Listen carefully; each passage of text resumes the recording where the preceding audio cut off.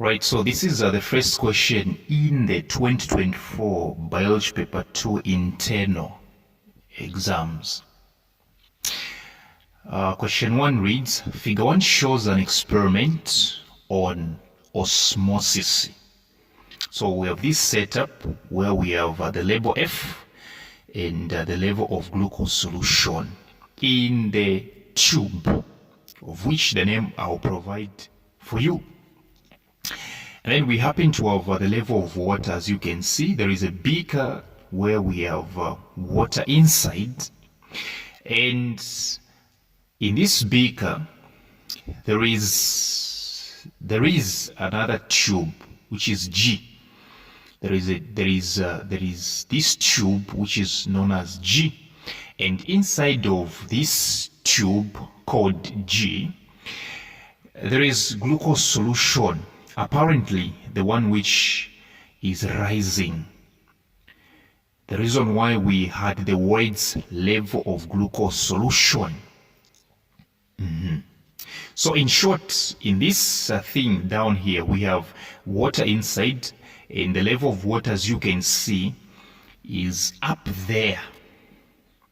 And inside of the same beaker, we do have the tube, which looks like, a sack, a tube.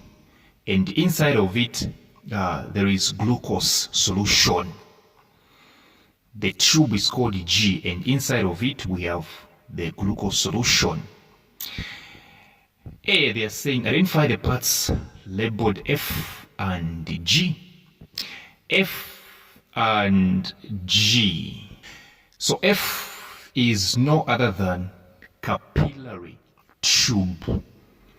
F is no other than capillary tube.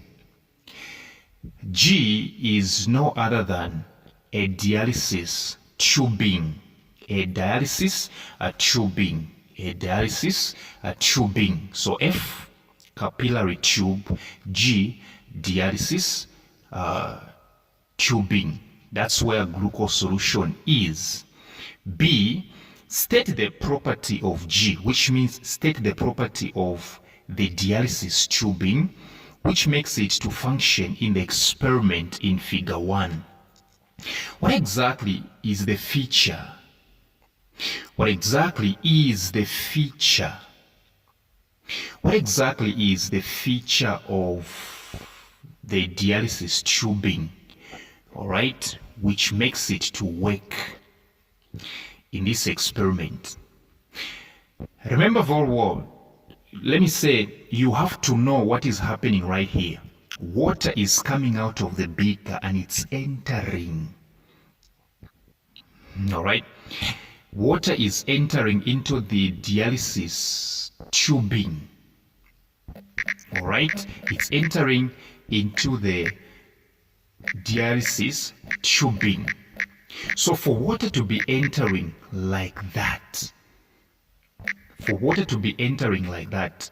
what exactly do you think is the property that is enabling the dialysis tubing to allow water to move like that? What exactly is it? So there are so many actually. Number one, it's narrow. It's narrow. Number two, it's porous. It's porous to small materials. So it's narrow, it's porous. Yes, it's porous, which means it has got some pores, which will enable this one to work. There are so many. And the best answer that you can give here, it's a semi-permeable membrane. Okay, it's a semi-permeable membrane. That's one property I would want you to give during your exams. It's a semi-permeable membrane, which means it allows some materials to enter while resisting others. Question C, at the end of the experiment, explain how the following would have changed. C1, level of glucose solution. What exactly do you think glucose solution in the dialysis tube, in the G, will be? Well, the answer is very simple. It will rise. The level of glucose solution, the answer is will rise. It will rise. The level of the glucose solution will rise.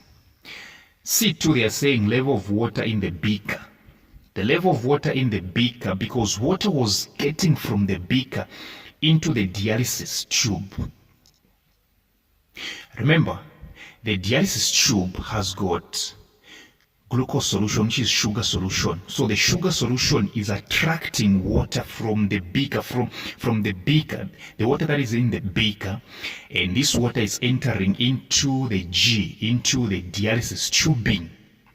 So you expect the level of glucose solution in G, which is moving through the capillary tube, to rise. It will rise.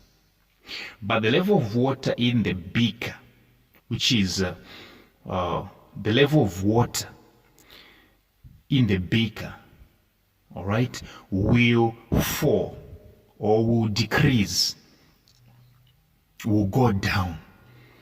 So glucose solution, the level will rise. Okay? Water in the beaker, the level will drop. D, what control experiment could be carried out alongside the experiment in figure 1? What control experiment could be carried out alongside the experiment in figure 1? Here, they are simply asking you, I think you know, let me explain in case you don't know. The control experiment. A control experiment is an experiment whereby every other thing will remain the same, but you change one thing.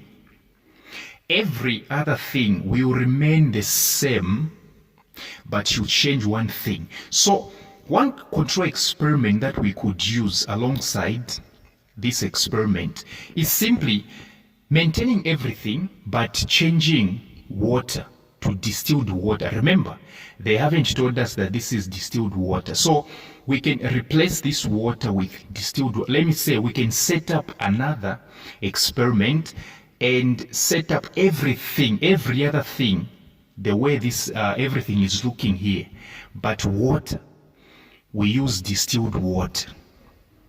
All right? So you simply say, by using distilled water instead of the water that is used. So using distilled water.